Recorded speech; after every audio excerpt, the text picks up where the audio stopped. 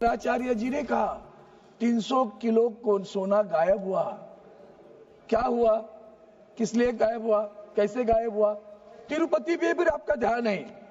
अयोध्या में तो आपने देखा कि जिस ढंग से आपने जो कुछ प्रयोग किए तो लोगों ने तो आपको जगह दिखा दी। अयोध्या में वहां के मंदिर तोड़े गए, वहां की मूर्तियां तोड़ी गई, वहां की मूर्तियां वाराणसी भी हुआ, दोनों जगह गट गए आपके वोट, तो दोनों जगह मूर्तियां भी गायब हुई। ये जो कुछ आप कर रहे हो ना, तो ये मत समझना कि आप जो कुछ कर रहे हो वो सही कर रहे हो। हमें तो डर लगता है क्योंकि आपने इस हाल ही में हमारा चैत्र शुरू हुआ तो महाराष्ट्र में नया साल शुरू हो जाता है, उस वक्त रमजान ईद भी हुई। हमने देखा सौगते मोदी चल रहा है।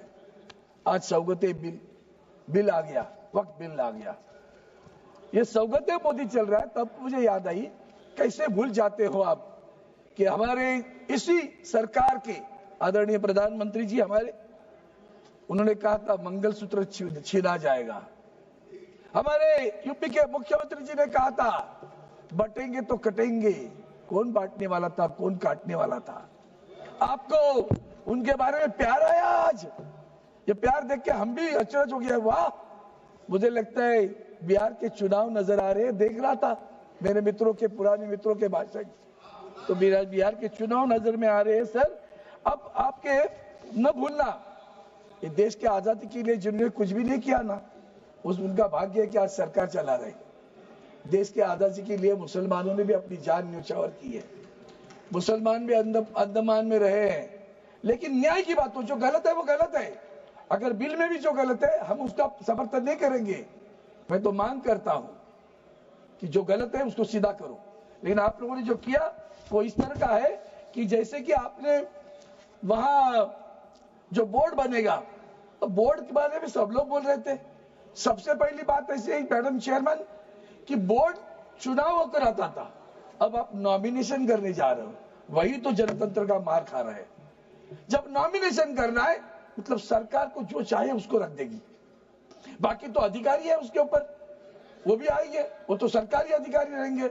बोर्ड पे उल्टा ऐसा होने वाला है कि बोर्ड में हमारे मुस्लिम जो बांधव भगिनी जो वहां होगी वो माइनॉरिटी में होगी। महिलाओं की बात करते हो, महिलाओं को तो आरक्षण 1995 एक्ट में है, नया नहीं किया आपने, ढोल मत बजाओ उसका, वो पहले से है, उसका हम समर्थन करते हैं।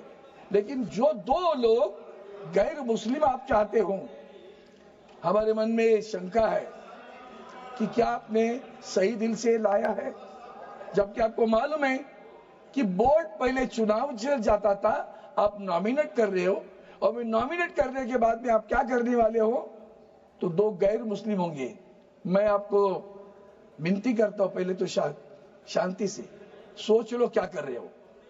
आप एक तरफ कह रहे हो कॉमन सिविल की कोड की बात करते हो, और जब दूसरी तरफ यहां दो मुस्लिम गैर मुस्लिम हमारे वक्फ बोर्ड पे ला रहे हो। मुझे डर लगता है कि हमारे हिंदुओं के मंदिरों में भी कल गैर हिंदू अमर लाना चाहोगे। उन्होंने अभी उदाहरण बताया मंदिर का, याद रखना शिवसेना उसके खिलाफ खड़ी रहेगी। अगर हमारे मंदिर में कभी आपने सोचा भी कि किसी गैर हिंदू को उस मंदिर के बोर्ड पे लाने की कोशिश भी करोगे, तो याद रखना हम उसे विरोध करेंगे, क्योंकि ये जो चल रहा है वो आगे चलकर क्रिश्चियनों पे हो सकता है, आगे चलकर जैन देरासर पे हो सकता है, आगे चलकर सिख धर्मों के गुरुद्वारा पे हो सकता है। क्यों कर रहे हो आप? क्या आपका उद्देश्य है, क्या आपका हेतु है, क्यों चाहिए आपको कैद?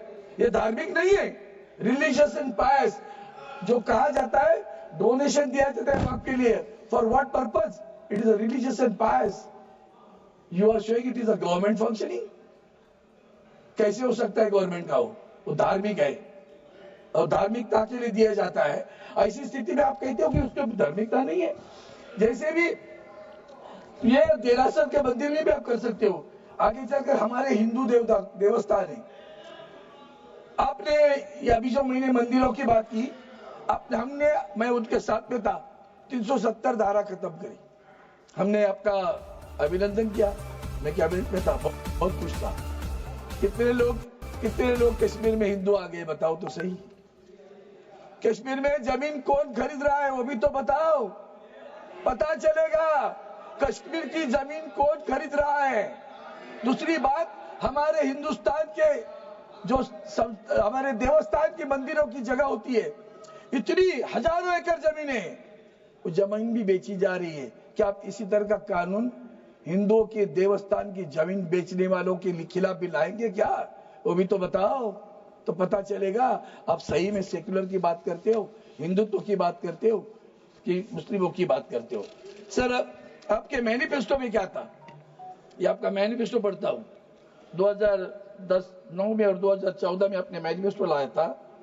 उस मैनिफेस्टो में आपने लिखा था, the BJP will examine the recommendations of the joint parliamentary committee regarding Waqf properties headed by Shri K. Rahman Khan, 2014, Deputy Chairman Rajya Sabha, and would, in consultation with Muslim religious leaders, take steps to remove encroachment from an unauthorized occupation of work properties. Further, you have said the ASI will be provided with appropriate resources for the maintenance of all national heritages sites and prevent their vandalization in any form. Today, your own people are vandalizing. In Maharashtra, they are vandalizing. Ask the ASI what is happening at Aurangzeb, what is happening at Sambhajinagar. You will come to know. And therefore, ये जो manifesto है, उसके ऊपर भी हमने आपके सामने कहा है। दूसरी बात, कलेक्टर की बात आपने थोड़ा सा इंप्रूवमेंट किया, लेकिन क्या किया? फिर भी दोबारा वही किया। आपने सुबह एक अच्छी बात की कि प्रोस्पेक्टिव करेंगे, उस पे तो नहीं है। लेकिन ये जो आप कर रहे हो, कलेक्टर की बात, जो अधिकारी आने वाला है वो भी आपकी गवर्नमेंट ऑफिसर है ना। Everybody for own cause own जज, that is not correct sir, you have to correct it right now. हमने खुद कहा था कि ओरली इसके आगे कोई भी वक्त नहीं करेगा, रजिस्टर करेगा, ओन प्रॉपर्टी होनी चाहिए, पोजीशन में होनी चाहिए। हमने जेपी से भी कहा हम सुधार के लिए है, लेकिन आपका हेतु कभी सही नहीं लगता।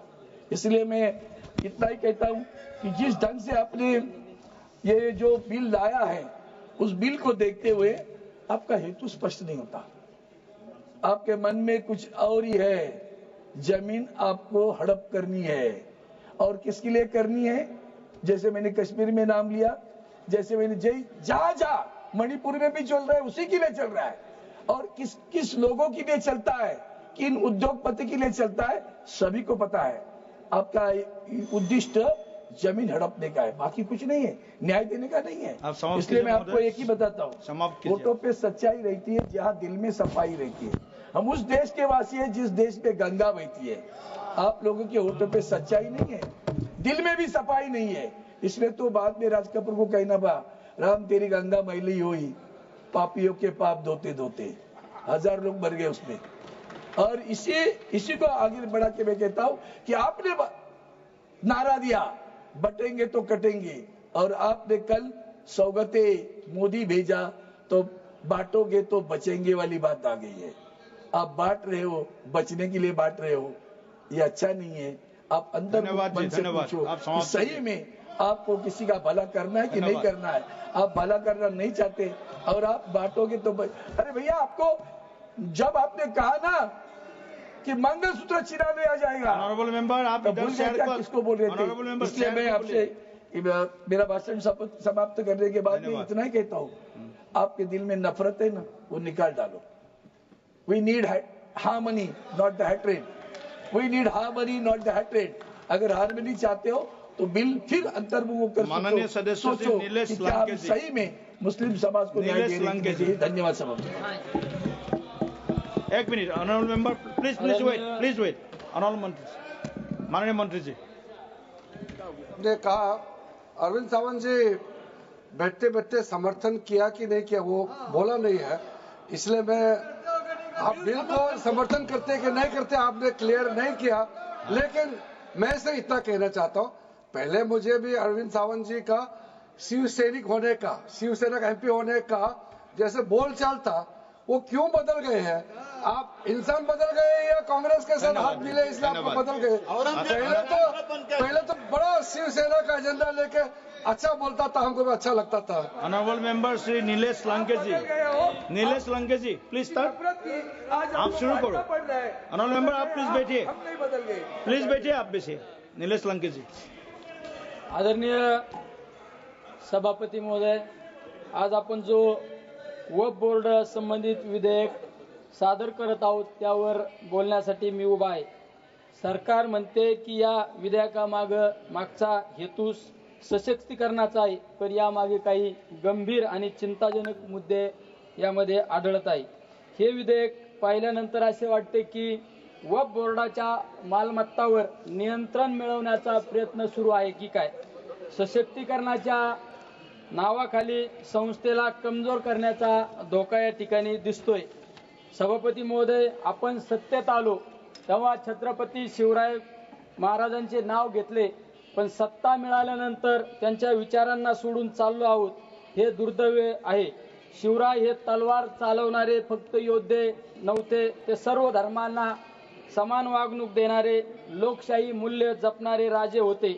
त्यांनी समाज, धर्म, पंथ, जात, भाषा न पाहता सगळ्यांना सोबत घेतलं। त्यांनी माणूस पाहिला आणि माणुसकीला जागवला। म्हणून मला आठवती ही लहानशी कविता, शिवरायांचा विचार, सर्व धर्मांना मान दिला, प्रत्येकाला सन्मान दिला, सर्व धर्मांना मान दिला, प्रत्येकाला सन्मान दिला, जातीपातीचा नको भेद, साऱ्यांना दिला एकच वेद, जातीपातीचा नको भेद, साऱ्यांना दिला एकच वेद, न्याय करूया धैर्य अपार, असाच होता शिवरायांचा विचार, न्याय करूया धैर्य अपार, असाच होता शिवरायांचा विचार।